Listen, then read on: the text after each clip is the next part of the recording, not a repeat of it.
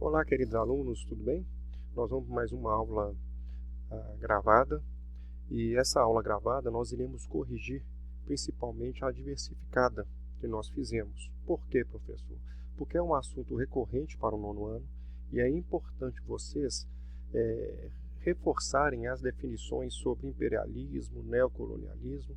Então, eu irei falar mais a respeito disso, nós iremos fazer reflexões aqui e nós iremos definir, o que é o neocolonialismo e imperialismo. Nós vimos que é a expansão militar, que teve a Europa no século XIX, devido ao grande acúmulo de capitais, e houve uma necessidade, então, de um domínio efetivo do território africano e um domínio efetivo de áreas do território também asiático. É muito importante entender e lembrar que o termo imperialismo, quando foi aplicado no século XIX, ele ainda tinha uma conotação boa. A ideia das nações é: eu estou fazendo um favor às outras nações. Então é a visão da população caucasiana, na época usava essa definição, caucasiana, negroide e mongoloide, é a população caucasiana europeia julgando-se superior às demais nações existentes nos continentes africano, asiático e até em alguns casos na América, mas a América ainda ficou sob a influência dos Estados Unidos, como nós vimos, e aí então surgiu esse termo de imperialismo, que é o domínio dos impérios, os impérios europeus dominando os impérios africanos e asiáticos, até tribos, etc. e tal. O neocolonialismo é o que vem posterior ao imperialismo. O neocolonialismo é quando o imperialismo efetivou sua dominação territorial, mas o neocolonialismo necessariamente não necessita de uma ocupação territorial. É quando essas nações passam tanto tempo dominadas por uma nação europeia que ela começa a absorver a identidade dos europeus, julgando a identidade europeia superior à própria, ou seja, causa uma crise de identidade no povo que é dominado pelos europeus. E aí, na primeira questão aqui, tem a pergunta, obviamente, construa uma definição geograficamente, historicamente correta das expressões imperialismo e neocolonialismo. Nós acabamos de falar, essa dominação física e militar, o imperialismo, e neocolonialismo é uma dominação propriamente cultural, desses povos. E com isso, então, obviamente, essas nações, de modo geral, elas não vão aceitar essa dominação de forma pacífica. Vão existir diversos grupos internos, as nações, até na América, ou até na Ásia, ou até na África, grupos que vão resistir à invasão europeia. Essa resistência ela pode ocorrer de duas formas: uma resistência pacífica, com uma desobediência civil. O que seria a desobediência civil? Se tiver uma ordem, por exemplo, se a nação que domina a Inglaterra, se tiver uma ordem na Índia inglesa, os indianos não irão obedecer a essas ordens. É uma desobediência pacífica. Eles não vão usar de violência contra os ingleses. Em contrapartida, existem também aqueles grupos que querem resistir e resistem de forma violenta. Aqui a grande questão é: como é que as nações que dominaram essas nações menores enxergam esses atos? Foi aí que vai surgir uma expressão chamada de terrorismo, o terror, que essas nações não estão observando as vantagens de serem dominados pelos europeus e eles estão se rebelando, como se fossem crianças, se rebelando contra o sistema. Então, a punição é a palmatória, a punição para eles é usada a violência extrema. E da mesma forma, essas nações, vendo que não existe diálogo com a nação que domina, elas optam, então, por uma violência. E aí as nações, então, colocam um nome desses grupos que resistem de terroristas. E aí fica a reflexão: quem é mais terrorista? O que domina ou o que resiste?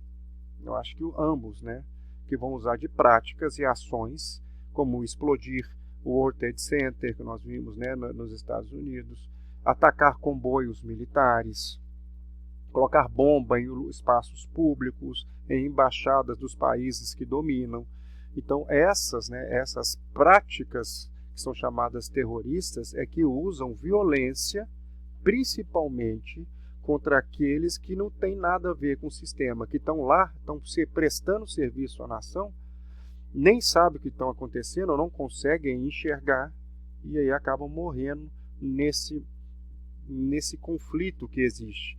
É importante entender também que quem é o terrorista, ou seja, quem está resistindo, lutando, ou quem está impondo a vontade dele sobre os outros, não consegue enxergar pessoas inocentes. E isso é interessante parar e pensar também. Eles estão vendo que essas pessoas que estão consumindo, ou que fazem parte da nação, ou que não manifestam contra a dominação, são igualmente responsáveis pelo domínio dessas nações. Então, na visão de quem é terrorista, não existe inocente. Existem pessoas que apoiam a desgraça, né? Weber usa uma expressão interessante que vale também para ficar para reflexão. Neutro é aquele que escolheu pelo mais forte. Então, essas nações e esses grupos não enxergam pessoas inocentes, enxergam pessoas coniventes e que não lutam ou que protegem, ou que estão inseridos no processo de dominação por perda de identidade ou por opção própria. Beleza? Que aí foi a parte 2 da questão, né? Para falar sobre o terrorismo, sobre a guerra civil, né? A guerra civil, obviamente, ela vai acontecer quando as nações europeias não fazem mais parte, né, dessas nações. Elas abandonam as nações, impondo o neocolonialismo, que é essa dominação cultural. Entretanto, segundo alguns autores, os europeus dividiram, né, esses territórios na África e na Ásia em novos territórios, colocando grupos, né, religiosos ou até grupos étnicos diferentes dentro do mesmo território. E aí esses grupos, por imitar a dominação branca durante muito tempo, com essa perda de identidade, eles resolvem disputar o poder. Quem vai mandar? E a única arma, né, e a única história que eles conheceram foi a história da violência, foi a história da escravidão. Então a tendência deles é imitar esses fatos, esses atos dessas nações europeias, e aí estoura nesses lugares guerras civis pela disputa pelo poder, disputa por fontes energéticas ou por riquezas naturais. Beleza? E aí tem o pedido, né? Será que todo ato terrorista ele pode ser considerado um ato de resistência cultural? Sim, pode. Ah, mas está matando gente, é um absurdo. Concordo, é um absurdo. Mas foi o linguajar que eles conheceram durante 60 anos. Se vocês verem, por exemplo, a dominação do Congo, né, pelos belgas, todo negro, né, que era rebelde, a tendência deles é cortar as mãos dessas pessoas como punição. Então são anos de tragédia, são anos de violência, e diversas pessoas só conheceram a degradação e a destruição. Eles vão replicar aquilo que foi aprendido, porque é por medo que muitas pessoas governam. Melhor ser temido do que amado. Então as pessoas apenas conheceram o linguajar da violência. Então há pessoas que realmente, devido à religião, por exemplo, os hindus que pregam a paz, alguns, como Gandhi, por exemplo, vão pregar uma desobediência pacífica. Vão todos ser assassinados e vão morrer, obviamente, vão ser torturados. Você tem a África do Sul, né? O Mandela, por exemplo, foi considerado terrorista. O Gandhi foi considerado terrorista e nunca levantaram nenhuma arma contra. Como tem pessoas que são terroristas, ganharam o Prêmio Nobel da Paz, porque fizeram paz e evitaram o conflito armado. Então, a gente pode ser considerado ato de resistência cultural? Sim, pode, porque esses grupos não aceitaram a dominação europeia e resistem contra a dominação europeia, alguns de forma pacífica. Só que serão presos, torturados, e outros, vendo isso acontecer, resolvem, pelo meio das armas, manifestarem a sua resistência. Eu não quero tirar meu sari, né, como os hindus, eu quero continuar com a minha pintura, eu quero continuar com... não quero usar roupas europeias. E aí começam a atacar esses grupos que estão presentes no território. A França, por exemplo, na Indochina, que é onde está o Vietnã, Laos e Camboja, sofreu ataques dos Vietcongs durante muito tempo. Depois veio os Estados Unidos, que até levou à Guerra do Vietnã. No Vietnã, por exemplo, era comum esses grupos terroristas, né, esses grupos que queriam resistir à dominação francesa, atacar comboios militares franceses na região.